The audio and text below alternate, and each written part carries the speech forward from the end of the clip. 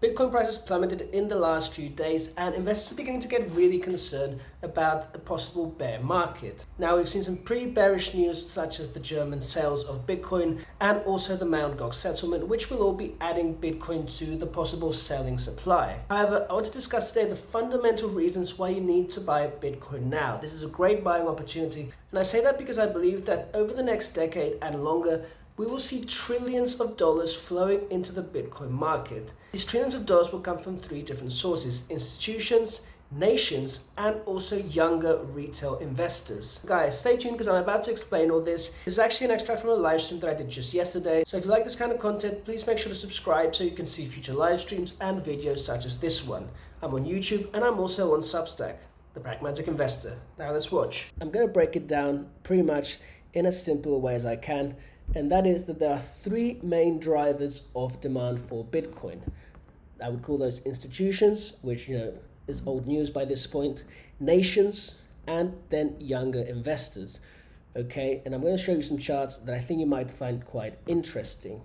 So first of all, obviously institutions we know are starting to adopt Bitcoin. In fact, interestingly, I think Willie Woo also has a chart here where he shows the accumulation by ETFs. Very interesting to see. The grown-ups, as he calls them, are buying the dip. So we're seeing more accumulation in these Bitcoin ETFs as the dip happens. So very interesting to point that out. But nonetheless, what I'm talking about here is obviously institutional investors. There's about 60 trillion in assets under management. And we're also seeing the likes of MicroStrategy, Tesla, different US companies starting to hold Bitcoin as a reserve asset. And that's about 6.9 trillion in cash reserves that that are available in terms of those reserves. Now, the other thing that's interesting and that's really been good, that has really come to the light in the last few weeks, as Germany has been selling Bitcoin, is whether Bitcoin should be held by nations. Now, we know that El Salvador is already doing this. And the funny thing is that when Germany was selling all these Bitcoin, a lot of people, or at least a few, I know that a few MPs in Germany, some politicians, were saying that perhaps Germany should not be so hasty in selling and in fact try and keep some of that Bitcoin. And we also know that Donald Trump, obviously, Donald Trump says a lot of things, but he did talk about using Bitcoin as a strategic reserve asset. So we do know that he at least said that, possibly the next US president. I'm not going to get into politics right now. In any case, we know that this is happening to an extent already, El Salvador, for example. So this is already a big amount of, again, a big source of demand that could come in to Bitcoin, maybe not in the next 5 years, but 10, definitely. I think we could start seeing people and even countries diversify into this, right? That's about 11 trillion, according to Statista, that could be going into the Bitcoin market. Obviously not the whole 11 trillion, but there's definitely, a good amount going in there. Now, here's the most interesting thing, and that is that baby boomers, right now hold half of the nation's $150 trillion wealth. However, this is slowly going to start coming down to Gen X and millennials. According to this research by Bank of America, there's about 84 trillion that will be passed down to younger investors. So that's 84 trillion going into the hands of younger investors. This means that we'll definitely see some kind of a change in how this wealth is stored and invested. In this regard, we can do a qualitative analysis, and basically this is what Bank of America did. It went out and asked about investor preferences, and as we can see, there's a big difference between what they buy.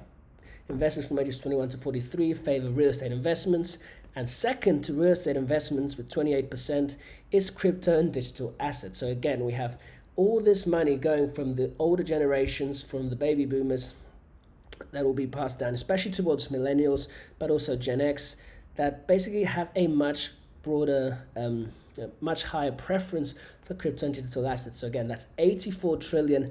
And in this regard, we could be looking at multiple trillions that could end up in Bitcoin. Okay, so definitely something worth considering, guys. So that is my opinion on Bitcoin right now. And again, I think long term, it's definitely something you wanna keep an eye out for.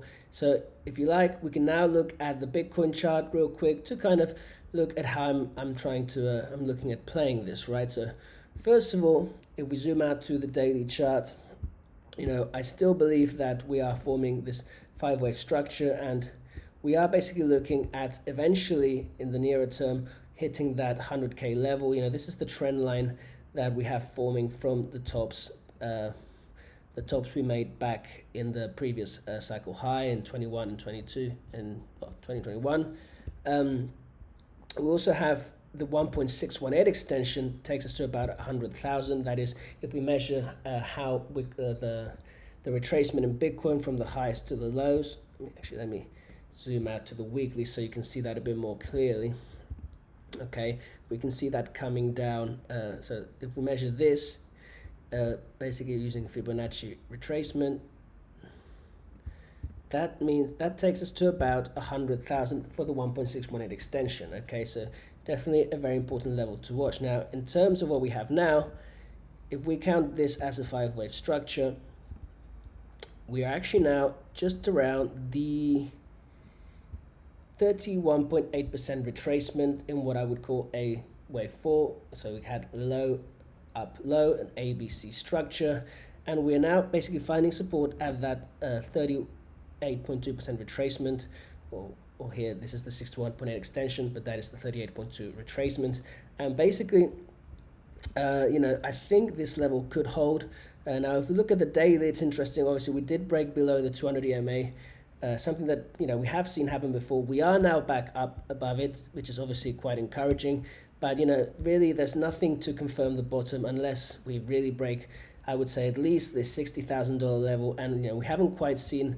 I would say I would like to see a five-wave impulse. We did see a good divergence here with the RSI, where the RSI, as you can see, made a low here, but didn't make a lower low, while the price was making a lower low. So that is definitely a good signal. And we're also about to witness a MACD crossover. So again, at this point, I think that, I think a lot of people may be looking at a final low at 52, 53, 50K perhaps. But again, I don't think that's necessarily going to happen. I think that, people are buying Bitcoin right now. Institutions are buying Bitcoin. The ETF inflows keep happening. And, I think that, like I said, this is a good time to buy. So definitely want to see some more confirmation, but again, good signals here from the RSI and the MACD in Bitcoin. Okay, so definitely an interesting time.